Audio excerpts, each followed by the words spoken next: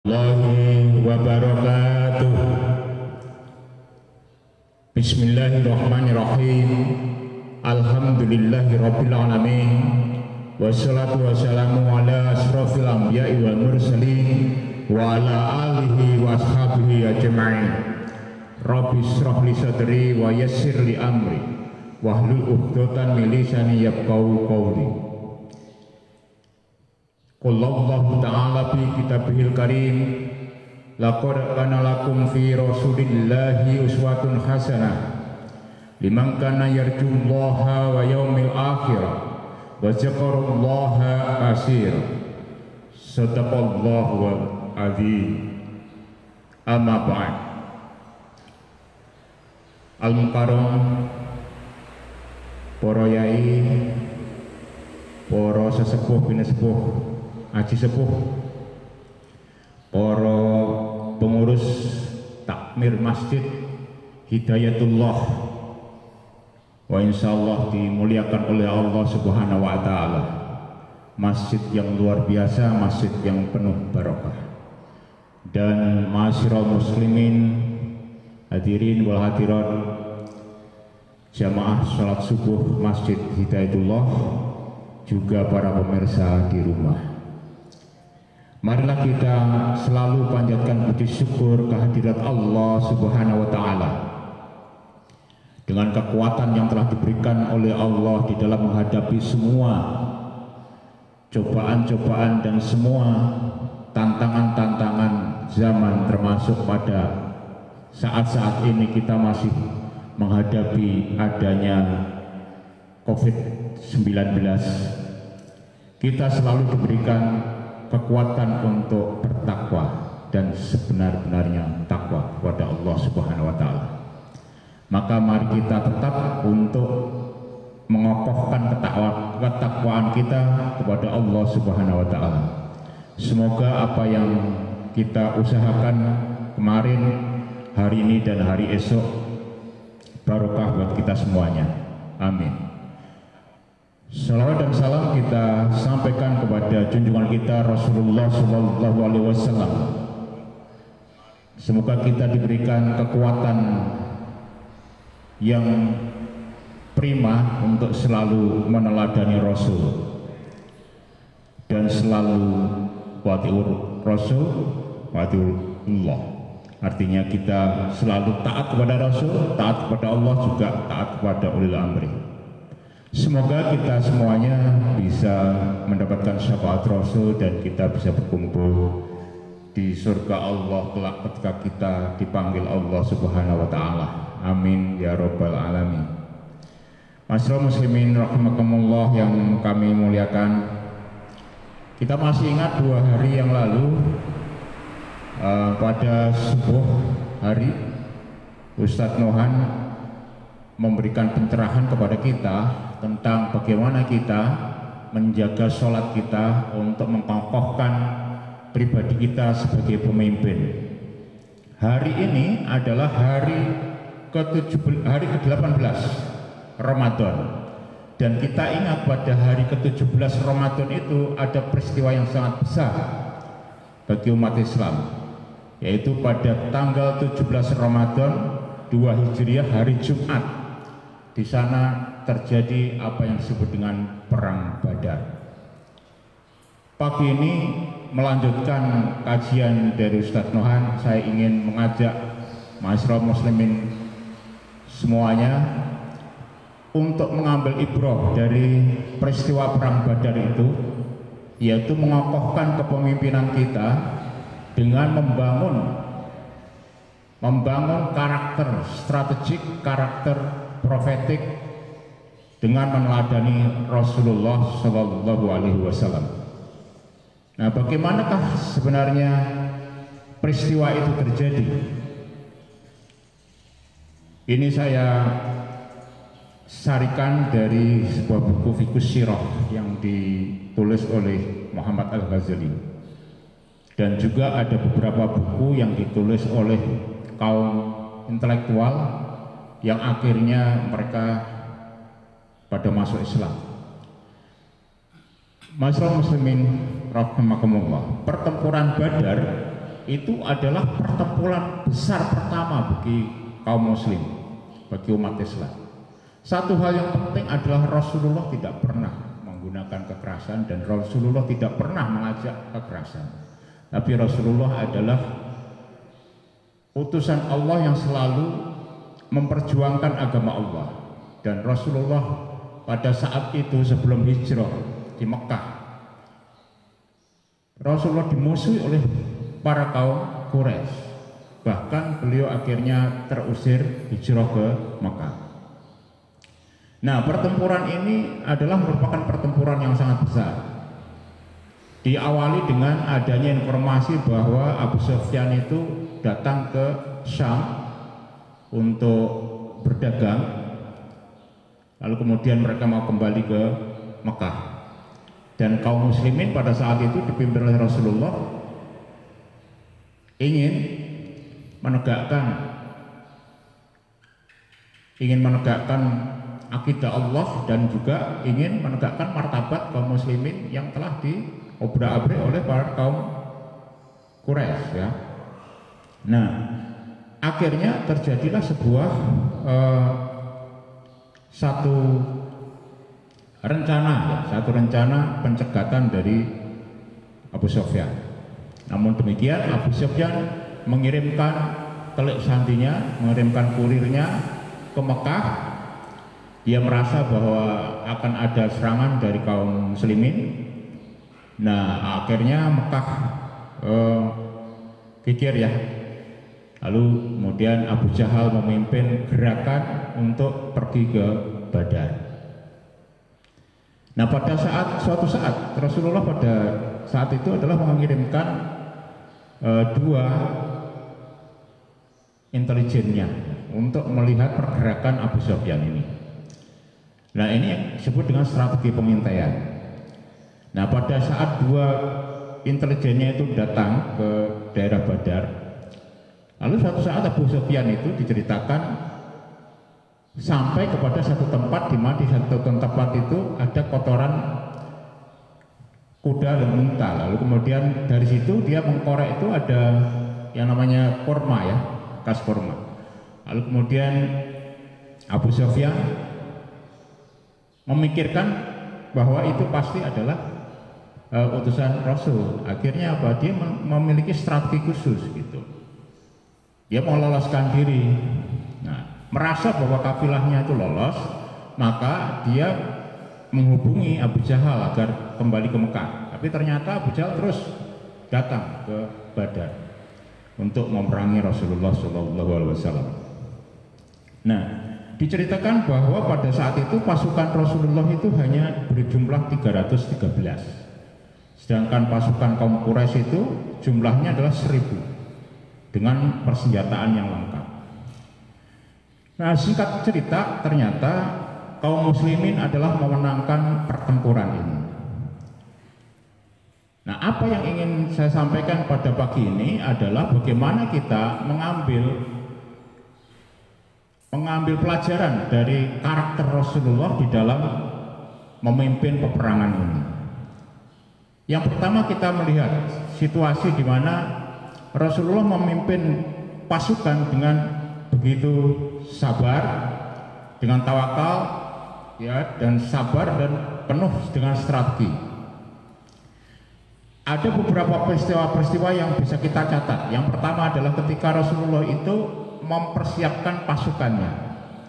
Ketika beliau mempersiapkan pasukannya, beliau meyakinkan semua pasukannya bahwa ini adalah perjuangan dalam agama Allah, ya, menolong agama Allah. Itu yang pertama. Yang kedua, ketika Rasulullah itu ngecek pasukan itu, ada salah satu sahabat yang terkena panah Rasulullah dikisahkan. Lalu kemudian seorang sahabat itu mengatakan, "Ya Rasul, Anda adalah orang yang sangat lembut, Anda adalah orang yang sangat baik. Kenapa kok panahmu engkau pukulkan kepada saya?" Terus dia menuntut balas. Nah, akhirnya Rasulullah mengatakan, "Baiklah, silahkan balas." Lalu Rasulullah membuka diri, tapi apa yang dilakukan oleh sang sahabat? Ia merangkul Rasulullah sambil menangis, kapan lagi saya bisa bersentuhan dengan Rasulullah. Nah, saat itu juga Rasulullah meyakinkan semua kaum muslimin dan pasukannya untuk menjadi pribadi-pribadi yang kuat terus maju. Nah, masalahnya adalah ada satu keraguan dari para kaum muslim di Madinah yang akan bergerak itu. Apa itu keraguannya? Diceritakannya. Keraguannya adalah Rasulullah itu sering berperang, tapi kemudian di detik-detik akhir itu perang itu dibatalkan. Nah, ini adalah para perjuang-perjuang Allah bersama Rasulullah itu ragu-ragu, ini pasti sama dengan ekspedisi sebelumnya gitu. Nanti akan ada pembatalan perang, tapi Rasulullah dengan sabar memberikan keyakinan, dan akhirnya bersatulah yang disebut dengan kaum muhajirin dan kaum ansor ya, mereka bersatu padu. Di sini harus kita lihat dari sisi kepemimpinan yang disampaikan oleh Ustadz Nohan 2 hari yang lalu.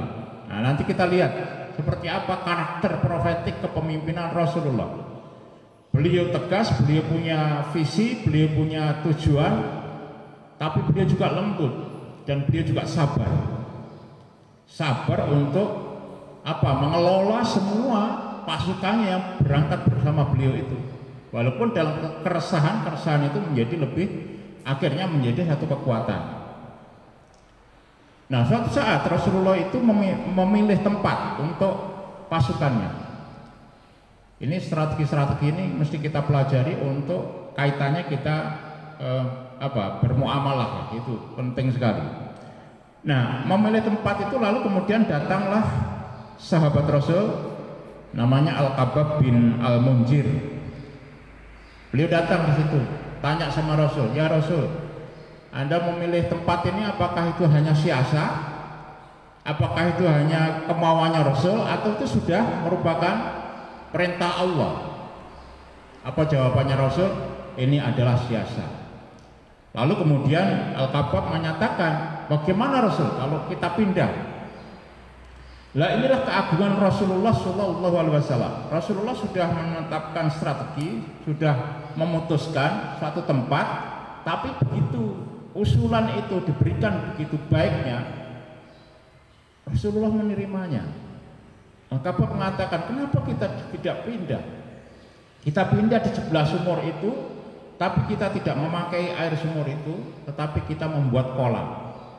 Dan akhirnya Rasulullah memilih di tempat yang tinggi, dan kemudian pasukannya diletakkan di dekatnya sumur dan pasukannya membuat kolam. Kenapa kok harus membuat kolam? Karena pasti pasukan Quraisy, Abu Jahal akan merebut itu, karena apa? Di gurun pasir ini kan. Jadi kalau kita perang gurun pasir kan pasti perlu air juga kan. Nah, ini satu titik strategi kepemimpinan yang bagus lagi, yaitu dengan musyawarah, dan dengan yang namanya, kalau di dalam kepemimpinan itu, di dalam manajemen itu namanya share decision. Nah, nanti setelah beberapa peristiwa yang kita lihat, kita pelajari dari Rasul ini, nanti akan saya bahas sebentar. Lalu kemudian sisi lain juga kekuatan daripada Rasulullah pada saat ini adalah Rasulullah itu terbangun dari seakan mimpinya, dan beliau ternyata melihat malaikat Jibril ikut menunggang kuda, dan ternyata ini adalah peperangan yang memang diridhoi oleh Allah Subhanahu wa Ta'ala. Allah berfirman di dalam surat Muhammad ayat 7 ya, apabila kita menolong agama Allah, maka Allah akan menolong kita sekalipun kita dalam keadaan lemah. Dan itu meneguhkan niat daripada semua pasukan Rasulullah SAW. Yang hebatnya lagi, strategi Rasulullah ini adalah strategi perang baru. Kalau kaum Quraisy itu strateginya menyerang, hit and run, menyerang mundur. Rasulullah itu mempunyai strategi perang berlapis. Jadi pasukan dibuatnya berlapis. Yang pertama itu adalah pasukan tombak, yang kedua adalah pasukan pemanah, yang ketiga adalah pasukan pedang, dan dipimpin oleh komandan-komandan yang luar biasa. Di antaranya adalah Hamzah, Miqdad bin Amr, Ali, Az-Zubair bin Awam yang di depan, dan Rasulullah adalah panglima umum, panglima tertinggi, dan semuanya taat kepada Rasul. Ini pelajaran bagi kita bahwa ada dua perang yang orang Muslim kalah, dua peristiwa perang. Padahal Rasul itu kan pribadi yang tangguh, pribadi yang agung, dan pribadi yang alami, tapi masih punya kekalahan. Karena apa? Ternyata karena kesombongan dari kaum Muslim itu sendiri yang ikut perang di dalamnya. Nah, ini nanti kita akan melihat bagaimana kita sebagai seorang pemimpin, sebagai seorang follower itu yang dipimpin ada namanya follower ya. Nah, itu bagaimana kita membangun karakter profetik itu. Nah, saya kembali kepada pasukan, 3 layer pasukan tadi. Jadi 3 sak pasukan itu. Rasulullah memberikan mandat kepada pasukan itu dengan sebenar-benarnya melihat kemampuan mereka. Gitu. Lalu kemudian juga Rasulullah dalam setiap penyerangan itu selalu bermusyawarah dengan para pemimpinnya, dan semua pasukan itu ketika mereka terdesak mereka saling tolong menolong. Nah, mari kita lihat dari strategi Rasul ini bagaimana kita melihat bahwa itu yang disebut dengan karakter profetik. Yang pertama, semua peperangan yang dilakukan oleh Rasul adalah untuk membela agama Allah, yaitu untuk menegakkan ketakwaan kepada Allah Subhanahu wa taala. Nah, lalu kemudian itu semuanya di dalam konteks manajemen kita sebut dengan strategi ilahiyah. Setiap dari pekerjaan kita seharusnya lah kita melakukan sebuah strategi ilahiyah. Apapun pekerjaan kita itu sesungguhnya selalu terhubung terhadap ketakwaan kita terhadap Allah Subhanahu wa taala. Muamalah kita sesungguhnya adalah jalan untuk menuju ihdinas siratal mustaqim kepada Allah. Ustaz Tuhan sudah memberikan contoh kemarin bahwa sholat adalah bagian terpenting daripada gerakan pemimpin, karena pemimpin akan bertakwa, akan disiplin, begitu.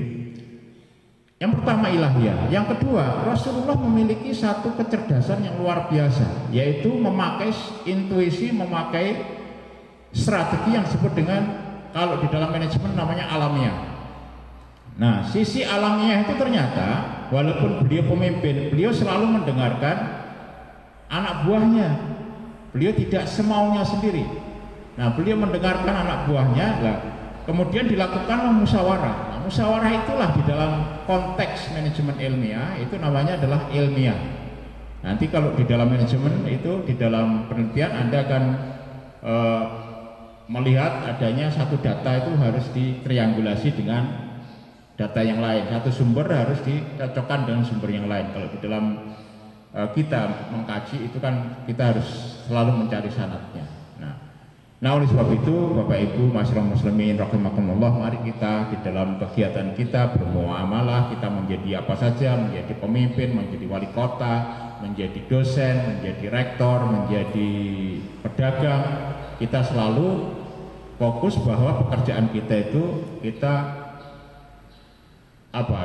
meneladani Rasul, selalu kita mengembangkan sikap dan sifat ilahiyah, alamiah dan ilmiah.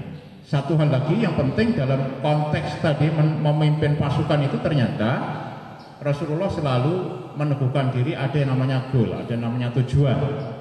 Di dalam mencapai tujuan itu Rasulullah membagi peran, ada yang di pasukan tombak, ada yang pasukan pemanah, ada yang pasukan pedang, kan gitu. Mereka itu diberikan tugasnya yang sesuai dengan kemampuan mereka. Malah awake dhewe aja ngrecoki jadi pemimpin. Lek wis mempercayakan kepada orang yang kita percayai, ya sudah aja direcoki, jangan dikerjakan sendiri, kan begitu. Nah, itulah di dalam konteks manajemen itu namanya adalah peran, rules. Jadi kita punya goals, punya tujuan, kita membagi peran, lalu kemudian bermusyawarah. Itu artinya adalah kita membangun apa? Membangun hubungan antara teman-teman kita, antara para pekerja, antara para pegawai, dan itu yang kita sebut dengan komunikasi. Nah, masalahnya sekarang ini kalau kita komunikasi ada 5 orang bawa HP. Nah, komunikasi mestinya kita komunikasi langsung, tapi malah apa komunikasinya HP-nya sendiri-sendiri gitu ya.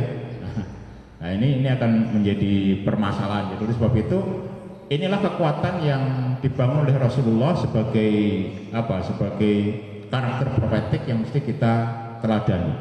Apalagi yang kita bisa baca dari karakter profetik Rasulullah selain tadi adalah komunikasi, yaitu keteguhan hati, kedisiplinan seperti yang disampaikan oleh Ustaz Nohan, dan yang paling penting adalah taat kepada Rasul, taat kepada pemimpin.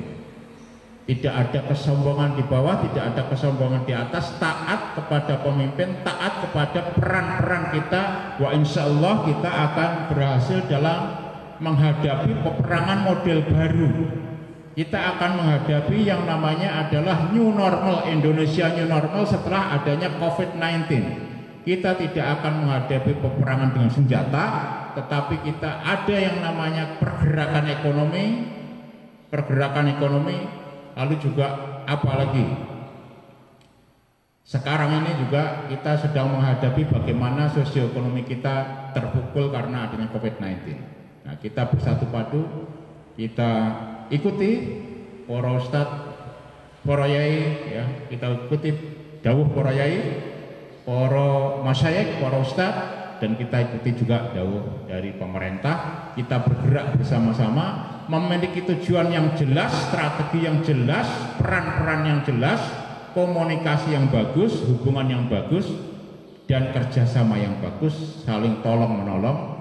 Kalau kita menolong agama Allah, wa insya Allah kita akan diberi pertolongan oleh Allah Subhanahu wa Ta'ala, dan di dalam diri Rasul selalu ada contoh yang baik. Oleh sebab itu mari kita sama-sama selalu meningkatkan ketakwaan kita, sebenar-benarnya takwa, dan kami mengapresiasi Masjid Hidayatullah pada saat ini telah bergerak menjadi masjid yang baik di dalam konteks fasilitas maupun pergerakan untuk menjadi Islamic Center di Blitar Raya. Mudah-mudahan semua apa yang kita kerjakan mendapatkan ridho Allah, dan mari kita selalu bersyukur kepada Allah Subhanahu wa Ta'ala. Semoga barokah. Akhir kata, wassalamualaikum warahmatullahi wabarakatuh.